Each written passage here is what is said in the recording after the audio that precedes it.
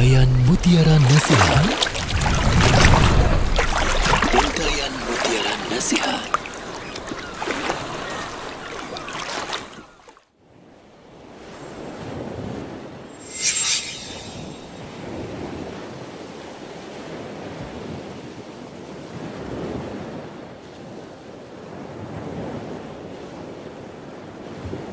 Alhamdulillah, wassalatu wassalamu ala rasulillah.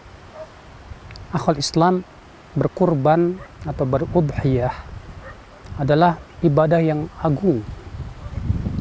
Karena ibadah menyembelih adalah merupakan ibadah yang hanya untuk Allah Subhanahu wa ta'ala saja. Allah Ta'ala berfirman, "Qul inna salati wa nusuki wa mahyaya wa mamati lillahi rabbil alamin." Katakanlah sesungguhnya salatku, nusukku, ya, sebagian ulama menafsirkan kata nusuk yaitu dzabihah, itu sembelihan. Hidupku dan matiku hanya untuk Allah Subhanahu wa ta'ala. Maka dari itulah Rasulullah SAW melaknat orang yang menyembelih untuk selain Allah. Rasulullah bersabda dalam riwayat Muslim, "La'anallah man dzabaha li ghairillah." Semoga Allah melaknat orang yang menyembelih untuk selain Allah Subhanahu wa ta'ala. Sembelihan kurban adalah merupakan sembelihan yang agung di sisi Allah.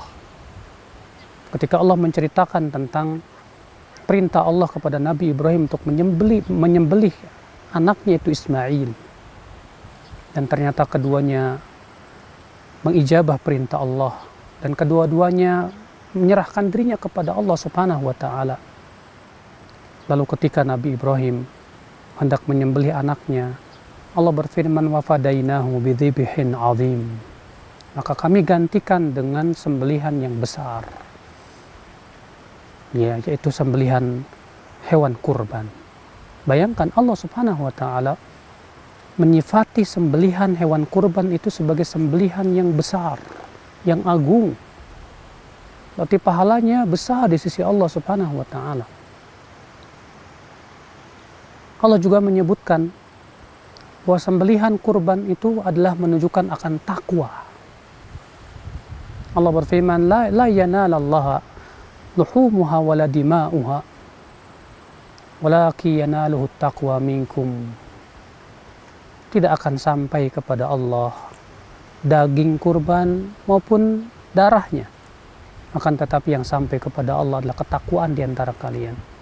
Itu menunjukkan bahwa menyembelih hewan kurban termasuk ketakwaan kepada Allah Subhanahu wa ta'ala. Dan ini ya keutamaan yang besar dan agung bagi mereka yang menyembelih. Saudaraku sekalian, akhwal Islam, terlebih ini sunnah Rasulullah sallallahu alaihi wasallam.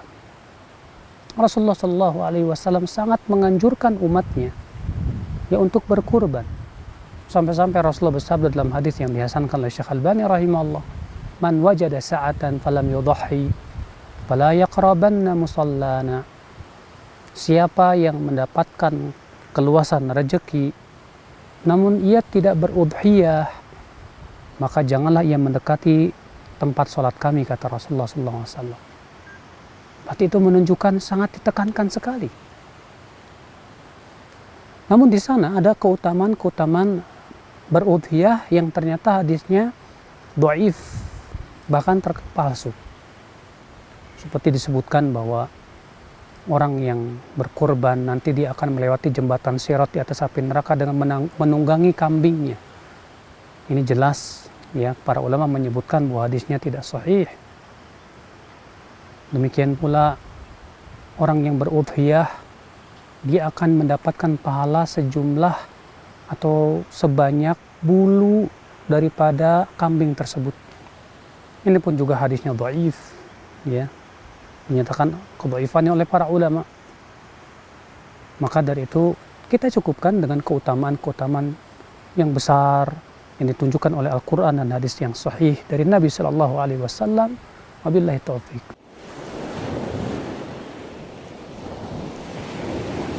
Para ulama berbeda pendapat tentang hukum berudhiyah, itu hukum berkurban. Pendapat yang pertama pendapat jumhur ahlul ilm mengatakan bahwa hukum kurban hukumnya sunnah muakkadah, tidak wajib. Mereka berdalil di antara dalil yang mereka paparkan, yaitu hadis Nabi Shallallahu Alaihi Wasallam, "Idza dakhala Dzulhijjah," ya, apabila telah masuk tanggal 1 Dzulhijjah, "wa arada ahadukum an yudhahi," dan salah seorang dari kalian ingin berudhiyah, maka janganlah ia memotong rambutnya dan kukunya, dalam satu riwayat dan kulitnya. Kata jumhur, kata-kata dia ingin berudhiyah itu menunjukkan, kata mereka, bahwa hukumnya tidak wajib. Sebab kalau itu hukumnya wajib, Nabi tidak akan mengatakan ingin berudhiyah. Walaupun pendalilan dengan hadis ini ya dinyatakan dhaif oleh para ulama. Kata Syekhul Islam Taimiyah, kata-kata ingin tidak menunjukkan kepada hukum ya sunnah. Bagaimana dengan firman Allah Subhanahu wa taala, "Liman syaa'a minkum ayyastaqim." Bagi siapa yang mau, silakan istiqamah. Apakah istiqamah itu hukumnya sunnah? Tentu tidak. Dalil yang paling kuat daripada jumhur adalah yaitu perbuatan para sahabat. Seperti Abu Bakar sengaja tidak berudhiyah. Kenapa? Karena supaya tidak disangka itu ini wajib. Demikian pula diriwayatkan dari beberapa sahabat yang lain. Dan mereka mengatakan bahwa perbuatan para sahabat ini tidak ada yang mengingkari dari sahabat yang lainnya. Sehingga kata mereka ini hujjah. Sebagian ulama berpendapat bahwa kurban atau udhiyah itu hukumnya wajib. Mereka berdalil dengan beberapa hujjah. Dalil diantaranya pertama firman Allah Subhanahu wa taala, "Fashalli li rabbika wanhar." Salatlah untuk Rabbmu dan sembelihlah.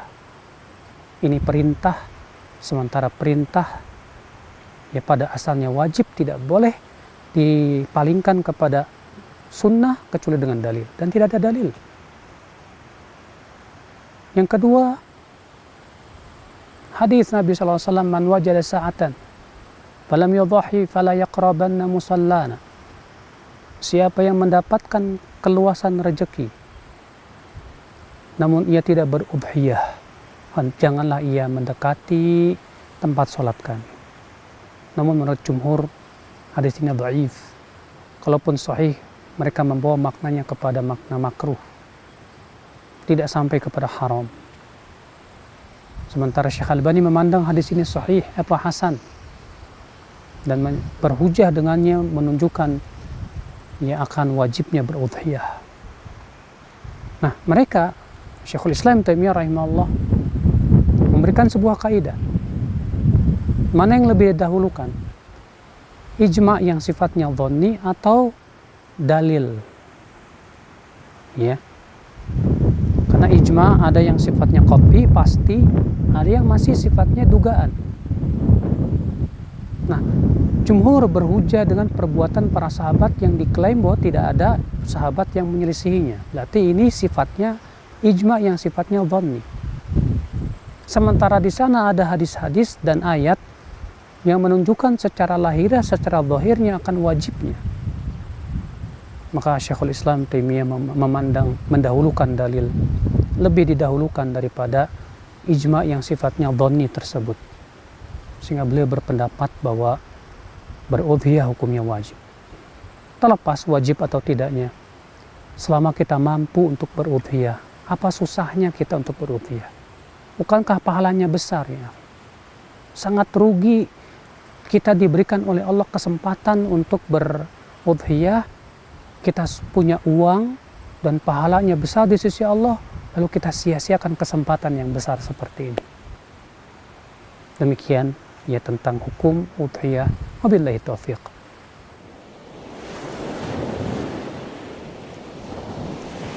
Adapun hewan kurban, pendapat yang paling kuat, yang sahih,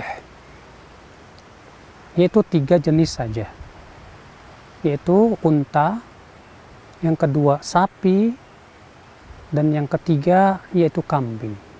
Karena ini yang disebutkan dalam ayat, Allah menyebutkan dengan lafaz bahimatul an'am. Dan bahimatul an'am sesuatu yang sudah dipahami oleh bangsa Arab, itu adalah 3 jenis ini. yaitu unta, sapi, dan kambing. Maka bolehkah berudhiyah dengan selain 3 ini? Memang ada sebagian ulama mengatakan boleh. Namun pendapat yang paling kuat sekali lagi hanya 3 ini saja. Kenapa? Karena Nabi Shallallahu Alaihi Wasallam juga tidak pernah sekalipun berudhiyah dengan selain dari 3 ini. Nah, dari 3 ini mana yang paling utama? Yang paling utama, pendapat yang paling rajih adalah unta. Walaupun sebagian ulama mengatakan yang paling utama kambing. Namun yang rajih, yang sahih, unta. Berdasarkan hadis tentang hari Jumat, Nabi Shallallahu Alaihi Wasallam mengatakan, siapa yang datang di hari Jumat di saat yang pertama, faka'annama qarraba badanah. Siapa yang datang di hari Jumat di saat yang pertama, seakan-akan ia berkorban dengan unta yang gemuk. Siapa yang datang di saat yang kedua, seakan-akan ia berkorban dengan sapi. Siapa yang datang di saat yang ketiga, seakan-akan ia berkorban dengan kambing. Siapa yang datang di saat yang keempat, seakan-akan ia berkorban dengan ayam. Berarti itu menunjukkan bahwa berkorban dengan unta itu yang paling utama. Kemudian setelahnya sapi, kemudian setelahnya kambing. Mana yang lebih utama? Yang jantan atau yang betina? Dalam hal ini kata para ulama sama saja. Namun dilihat mana yang lebih mahal harganya, maka itu yang paling dicintai oleh Allah Subhanahu wa Ta'ala. Semakin mahal harganya dan semakin kita mengeluarkannya dengan perjuangan tentunya, maka itu semakin utama di sisi Allah Subhanahu wa Ta'ala. Dan ingat, untuk hewan kurban juga ada batasan umurnya. Ya, untuk kambing tidak boleh kurang dari 1 tahun. Nah, adapun biri-biri, sebagian ulama mengatakan kalau tidak ada yang 1 tahun, maka pada waktu itu boleh yang 6 bulan. Banyak di antara kita, ya ketika membeli kambing, dia tidak bertanya dulu kepada tukangnya. Ini kambing umurnya berapa tahun? Dan kebanyakan penjual pun tidak tahu usia kambing tersebut berapa. Ya, terkadang ada kambing baru umur 3 bulan, karena memang kambingnya besar sudah dijual untuk kurban. Kita katakan ini tidak sah.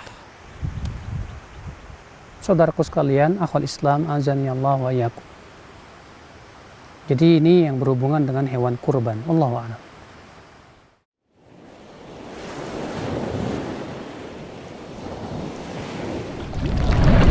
Untayan Mutiara Nasihat. Untayan Mutiara Nasihat.